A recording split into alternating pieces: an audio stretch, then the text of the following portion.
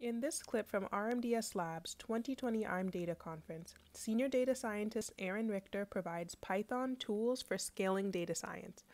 If you're facing challenges like your data processes taking too long or your data not fitting within your memory, by the end of this video, you'll have some solutions for how to improve the runtime for code and analyze more data. All right.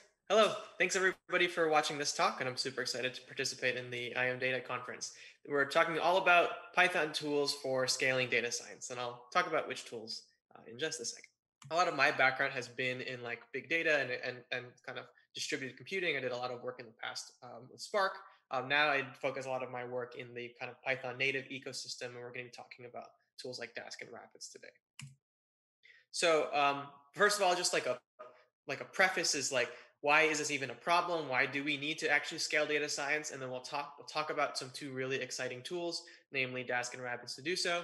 And then, not only the software solutions of how you can do this stuff, but also like how do you actually run this? If you need different machines, if you need more hardware, if you need a cluster, how can you actually run these things in the cloud? So why do we need to scale data science? Well, the first place I want to start is just from the kind of single node, like you're on your laptop doing data science with Python. So I'm talking kind of fully in Python, and that's kind of the audience that I'm assuming that you're at least familiar doing some data science things. And if you're not, I think it's still a good thing to listen through and just get an understanding of these tools. But we're kind of focusing really just on the PyData ecosystem on tools like Pandas, NumPy, and scikit-learn. And the key here is that these tools were all kind of built to operate in a single core in-memory manner, like on your laptop or a single machine. So we have these tools, they work really well, and then you kind of feel empowered to kind of analyze all of your data because these are mature, tried and true tools that data scientists are used to using. The problem is maybe if you try to throw more data at it, you can have some problems. So we read in a file and then that works out just fine, but we need to load in a bigger file. And then something like this might happen. So this is the dreaded memory error when your computer just does not have enough memory to load in whatever data set you're trying to analyze. So that's fine. Maybe you get a bigger computer, get another machine with more memory, but then you might end up being stuck here where you load your full data set into memory. It's occupying this 40 gigs as you see. But then when I start to do stuff with it, I have all these cores that are sitting idle, and it just takes some time. So that's not great too. We want to take advantage of those cores. So let's say you do take advantage of the cores and you use tools like scikit-learn that can actually like parallelize across multiple jobs on your cores. This is great. You're saturating all your hardware on your machine, but again, it might take quite a while just because you're operating on some single kind of resource constrained machine. And so then we feel like this, and the goal of this talk is so you don't have to feel like sad or upset when your processes take too long or your data doesn't fit in memory. We're talking about tools where you can actually take advantage of this stuff. So that's what scaling data science in Python is all about. So I'm going to kind of take us through this. This screen will be full by the end of the talk, but I'm going to take us through again this story of how can we start to kind of improve the runtime of our code or even analyze more data. So this is where we're starting with. And I want to say that if your data fits into memory on your laptop, if your stuff isn't really that slow, you're perfectly fine staying where you're at. There's no reason to learn any other kind of distributed computing, cluster computing tool or anything like that. But typically where we're constrained here is you can get some giant machine in the cloud that has like 500 gigs of RAM, and then given some space to operate, your data has to be less than 200 gigs. But in reality, you're really talking more like 10, 20 gigs is the max that like a single machine is really going to be able to give you anything meaningful from. And then at that point, if it is really big, your computations are just going to be slow because they're operating on a single core. The first tool I want to introduce is a way that you can just add sheer hardware to your problem. And that's with DASK. So DASK is a parallel computing tool built in Python, and we'll talk about it a little bit more. But basically the idea here is that you can just now add a bunch more machines to whatever code that you've written in NumPy, Pandas, and scikit-learn. And then now it'll execute faster because now it's going to be able to be distributed to a bunch of different machines. So now you're kind of not really bound by the memory requirements of the one machine. You can get thousands of machines and scale up to terabytes or even more. And so that's kind of what DASK enables.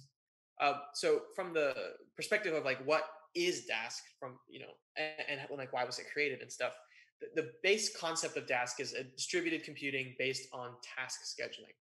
So it has this low level task library that allows you to define a function and then like define that function needs to get executed across a cluster somewhere, or that it kind of gets executed in a lazy manner. And so in this case, it'll keep track of all of the functions that you kind of execute on top of that task. And then it builds up a graph of operations that when you're ready to actually do the operation, it'll execute that across your cluster. But that's kind of the like core building block of Dask. And then there's a lot of higher level libraries built into the native package and also through its ecosystem. And so there are things like distributed data frames, distributed arrays, and then some machine learning APIs where you can actually take advantage of the cluster. And your code looks and feels a lot like the code you're used to from Pandas, NumPy, and scikit-learn. And it can run on your laptop. You can actually take advantage of all your cores just by using Dask right there with like a pip install. And then it'll also scale up to clusters. And then that's when like kind of deployment considerations need to be thought about, which we're kind of talking about.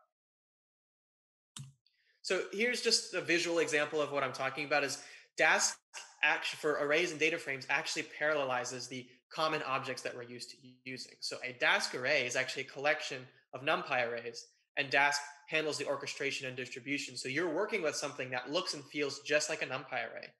And actually the individual chunks in that array are also NumPy arrays. The same concept with the data frames. It's very similar API to Pandas, and individual chunks in there are Pandas data frames. So when you're writing code and thinking about code, you do have to think a little bit of the fact that you're doing things in a distributed manner, but most of the time you're just thinking about how you would write code in Pandas and NumPy.